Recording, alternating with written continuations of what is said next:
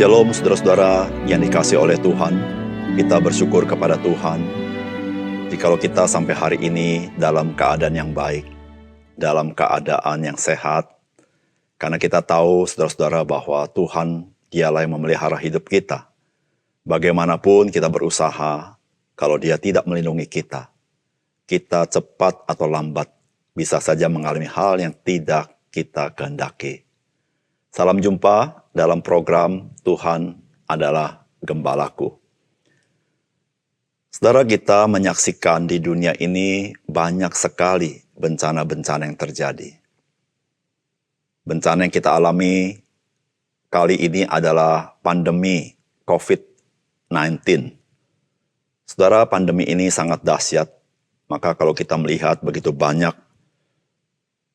orang-orang yang dikasihi, direnggut dari orang-orang yang mengasihinya. Sehingga di sana-sini ada banyak air mata, ada banyak penderitaan dan kesusahan. Kalau kita melihat ke belakang, maka kita juga melihat ada bencana-bencana lain selain bencana alam. Yaitu bencana jatuhnya pesawat dan lain sebagainya. Belum lagi bencana terkait dengan peperangan. Saudara, seringkali orang berpikir, orang-orang yang menjadi korban ini, apa salahnya mereka? Apakah mereka berbuat sesuatu yang salah? Sehingga mereka bisa mengalami semuanya itu. Saudara, harusnya bagaimana kita memandang kehidupan kita ini sebenarnya? Saudara, mari kita membaca firman Tuhan dari Injil Lukas pasal 13, ayat 1-9. Pada waktu itu datanglah kepada Yesus beberapa orang membawa kabar tentang orang-orang Galilea yang darahnya dicampurkan Pilatus dengan darah korban yang mereka persembahkan. Yesus menjawab mereka, "Sangkamu orang-orang Galilea ini lebih besar dosanya daripada dosa semua orang Galilea yang lain, karena mereka mengalami nasib itu? Tidak, kataku kepadamu, tetapi jikalau kamu tidak bertobat, kamu semua akan binasa atas cara demikian.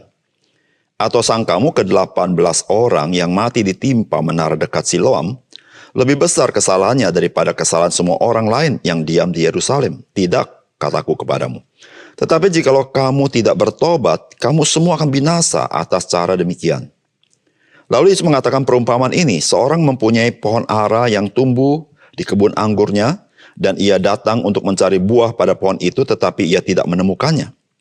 Lalu ia berkata kepada pengurus kebun anggur itu, "Sudah 3 tahun aku datang mencari buah pada pohon ara ini, dan aku tidak menemukannya.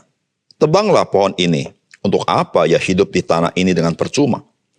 Jawab orang itu, "Tuan, biarkanlah dia tumbuh tahun ini lagi. Aku akan mencangkul tanah sekelilingnya dan memberi pupuk kepadanya.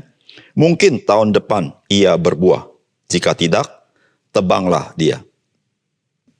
Saudara yang dikasihi oleh Tuhan, firman Tuhan yang kita baca barusan ini diawali dengan kisah ada orang-orang yang melaporkan kepada Tuhan Yesus bagaimana perilaku dari Pilatus kepada orang-orang Galilea. Ketika orang-orang Galilea membawa kurban kepada Tuhan, lalu mereka diserang oleh pasukan daripada Roma, dan pasukan Roma membunuh mereka, lalu mencampurkan darah mereka dengan darah korban yang mereka mau korbankan kepada Tuhan. Saudara, itu suatu peristiwa yang sangat keji tentunya, tapi itu adalah peristiwa yang memang bisa terjadi pada zaman Roma pada zaman itu dengan kekejamannya. Tapi menarik perhatian adalah Tuhan Yesus tidak berbicara tentang perilaku Pilatus, tetapi Tuhan Yesus berbicara tentang orang-orang Galilea. Karena orang-orang Galilea adalah umat Tuhan, tetapi Pilatus bukan. Saudara, apakah pesan firman Tuhan bagi kita dari bagian firman Tuhan ini? Yang pertama, malapetaka yang dialami oleh seseorang bukanlah karena mereka ini lebih buruk daripada semua orang pada umumnya. Namun yang terpenting ialah setiap orang perlu untuk bertobat di dalam kehidupannya. Saudara, respon Tuhan Yesus kepada laporan orang-orang tentang bagaimana mirisnya kejadian yang terjadi pada orang-orang Galilea melalui perbuatan Pilatus, Tuhan Yesus justru berbicara bahwa janganlah kamu pikir orang-orang Galilea yang menjadi korban ini, bahwa mereka ini lebih buruk daripada orang Galilea pada umumnya. Tidak, kata Tuhan Yesus. Bahkan ada peristiwa lain, yaitu peristiwa di mana menara dekat Siloam itu runtuh dan menimpa orang di sekitar situ sehingga 18 orang meninggal. Lalu Tuhan berkata, apakah orang-orang meninggal ini lebih buruk daripada orang-orang di Yerusalem pada umumnya? Yesus berkata, tidak.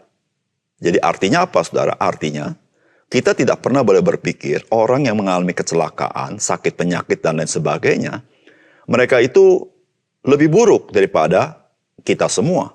Yesus berkata tidak demikian. Tetapi Tuhan Yesus menekankan bahwa setiap orang, termasuk saudara dan saya, kita perlu bertobat. Saudara, ini adalah penekanan Tuhan Yesus.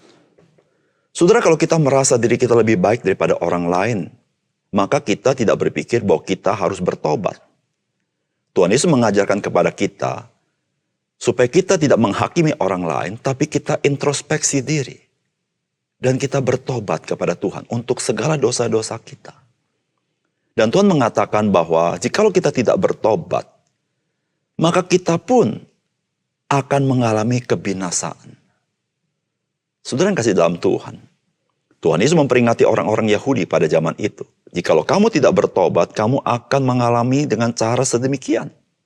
Dan kita tahu, saudara, pada tahun 70, tentara-tentara Roma menyerbu Yerusalem dan meruntuhkan bait suci. Berapa banyak korban kita tidak tahu, saudara. Saya yakin ada banyak korban yang meninggal dunia, tewas karena serangan daripada tentara Romawi.